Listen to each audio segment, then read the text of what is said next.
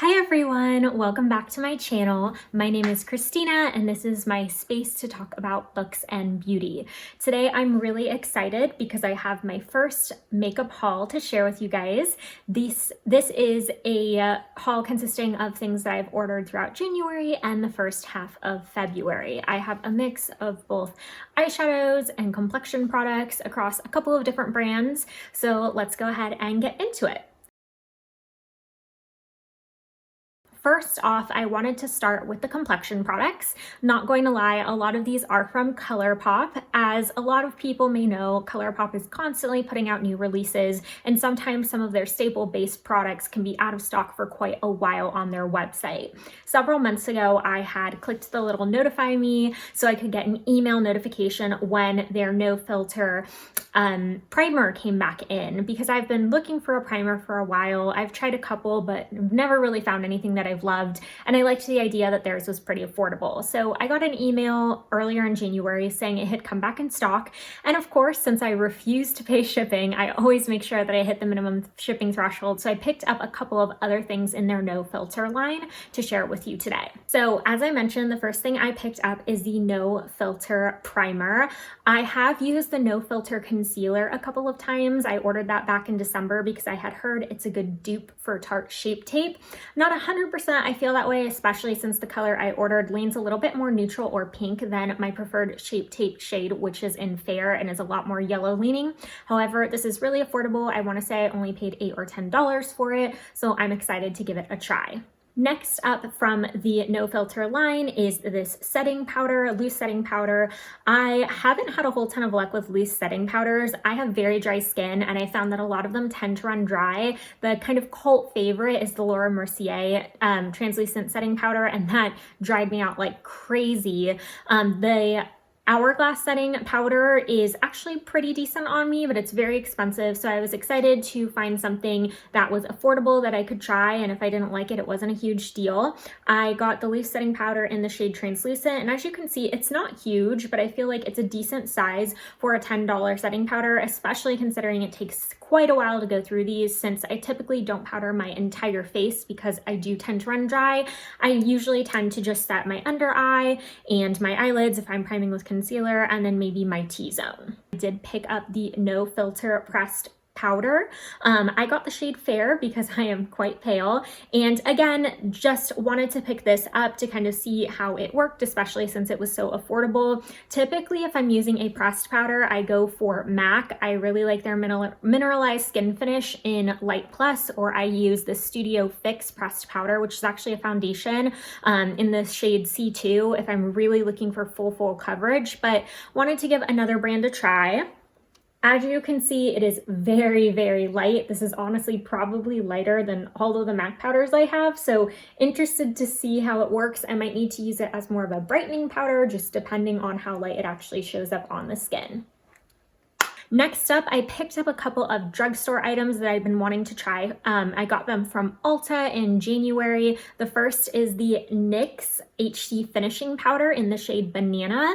It's a little bit darker than what I typically go for, but I've heard amazing things about this finishing powder for the under eye area specifically.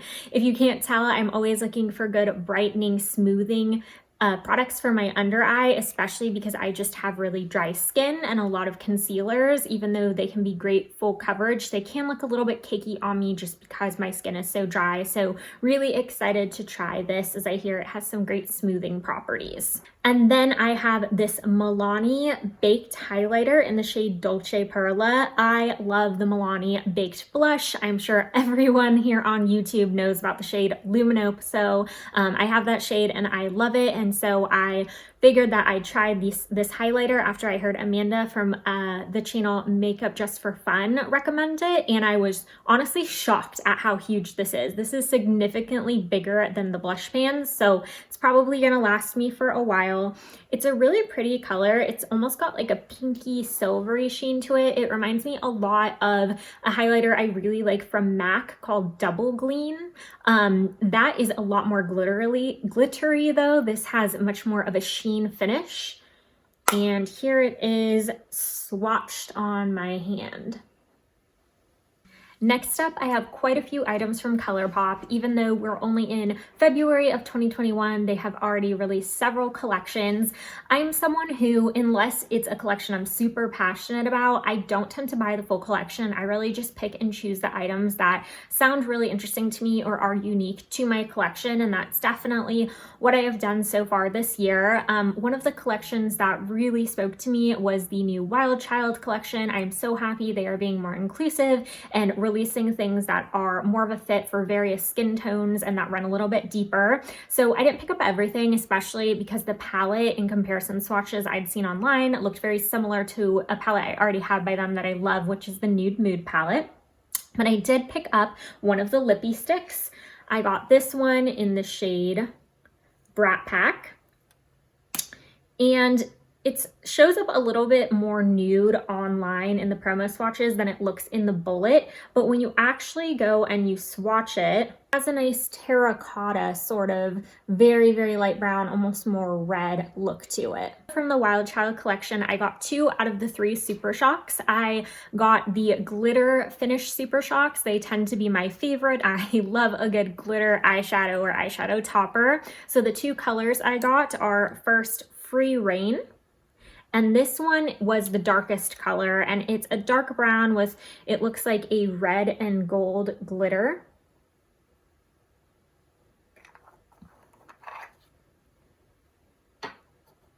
And then I also got the color Run Wild, and this was, I believe, the lightest shade. And this one's really pretty. It's almost like a bronzy copper with multicolored glitter in it.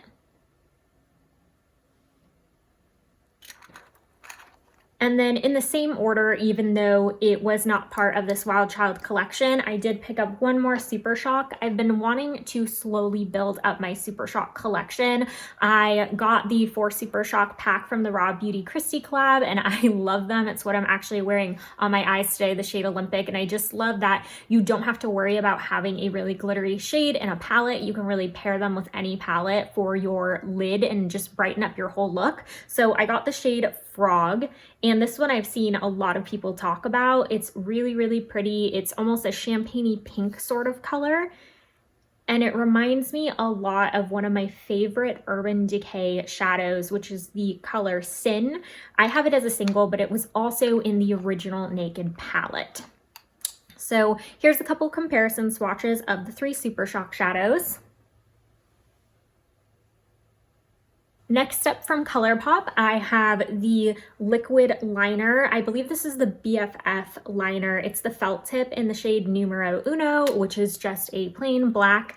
I am always kind of bouncing back and forth between which I prefer more, a brush tip or a felt tip, and achieving a winged liner is always something I'm constantly striving towards and trying to improve on. So I figured while I was placing this order and trying to meet that $30 minimum shipping threshold, why not give this a try since it's only a couple of dollars, and I've heard quite a few things saying that this is a pretty good felt tipped liner that doesn't bleed too much or lay down too much product on the eyelid. I have quite a few blushes to show you.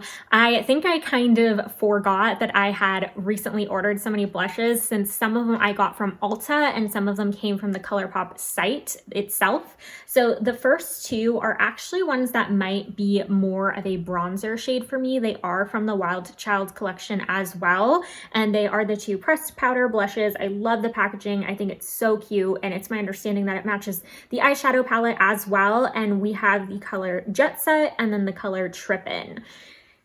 So as I mentioned, they are a little bit darker, which is completely fine by me. I personally really like a blush that is almost a little bit like a bronze shade, just because I find that when I'm in a hurry, maybe I don't have time to actually bronze my face, if I'm wearing a blush that kind of has that bronzy tone to it, I can kind of take it a little bit further past the apples of my cheeks and into my cheekbone area and kind of almost pull double duty, looking like I have blush and bronzer on at the same time. One of my favorite blush shades of all time is the MAC blush in Harmony, which kind of has almost that brown nude tone to it. So these remind me of that a little bit. This one is called Trippin', and it is the darker of the 2. And then we have Jet Set, which is a little bit lighter and warmer. I have two more blushes that are honestly also in the similar color family, except a lot lighter. I kind of forgot that I had, back in December, ordered both of the blushes that came with the Big Poppy collection. So I have quite a few warm blushes now and probably should focus on more pink blushes moving forward. But the first one that I wanted to share with you, I actually got from Ulta, which is why I forgot I had ordered it. This is from their new, I think it's called the Off Melrose collection, and it is in the shade Fashion District. This one has a little bit more of a pinky tone to it. It's more of a warm terracotta shade. And this one actually comes in a cardboard packaging, which I don't mind. The plastic packaging is a nice touch, but these are definitely easier to open. And then last but not least, I actually got this on sale from the Colourpop website. It's from the Mulan collection. It's not a blush that initially caught my eye. It's really not even a collection that initially I was drawn to. However, this blush shade in particular, when I was browsing the sale section, did eventually end up calling to me because I had a blush that was similar to this that I really loved a very long time ago in one of the Tarte Amazonian Clay blush holiday palettes. I want to say it was 2015, 2016, and it was almost a barely there blush color for very fair skin types. It was called, I think, Breathless, and I just liked it because I could throw it on with a really simple or even no makeup look and just have a little bit of something on my cheeks, and it didn't look out of place, like, oh, you have a bright blush but no other makeup on. So this is somewhat similar, except this has a little bit of glitter in it, but it's just a very nude toned, barely there blush. And I will also insert some comparison shots of the 4 different blushes so you can see how they compare to each other. Last but not least, the part of my haul that I am most excited for is the eyeshadow palettes. I have become a bit of an eyeshadow palette aficionado the past couple of months, and I'm starting to experiment more with color. I've heard a lot of great things about BH Cosmetics. I actually, back around the holidays, bought their avocado toast palette and have been really impressed with it. Love the shade range, love the size of the pans and the curated 16 pan layout. So I got 2 more from them. The first one is the Love in London palette. I've heard a lot of great things about their travel collection. They have several different locations that they've themed palettes after. I am A, sucker for London, and B, I just saw this one not mentioned as often as some of their other locations, but whenever I saw it online, I just absolutely loved the color story. It's sort of a cool neutral with pops of blue and purple, which is right up my alley, and it was honestly just so beautiful. And I didn't see it on the Ulta website, and I had heard it might have been discontinued or that they weren't going to be making any more after they sold out. So I knew I had to get my hands on it. There wasn't a sale or anything going on. I just really wanted to make sure it was in my collection, and even when they're not on sale, they're pretty affordable. I want to say this one was $16 or $18, which isn't that bad. So as you can see, it has this beautiful blue background, which I love, and then it has some really great cool colored neutrals, but then it also has some pops of blue and then kind of a lavender gray purple, and I love that. I mean, you usually see pops of blue and very warm neutral color stories. They'll have like a lot of warm red tone neutrals and then just like a pop of turquoise, but I liked that this was a lot more muted and a lot more approachable. And honestly, I did a study abroad course in London and I loved it, and this color story to me really encapsulates the entire city. And last but not least, from BH Cosmetics, I have the Blueberry Muffin palette. I got this one from Ulta. I waited for weeks for it to come back in stock after I had bought the Avocado Toast palette, and I have to say, I know this whole weekend vibes brunch collection is a marketing gimmick, but I love it. They totally got me with this. I want everything in this collection, even though I don't need it, because I love the packaging and just the whole concept of this weekend vibes collection so much.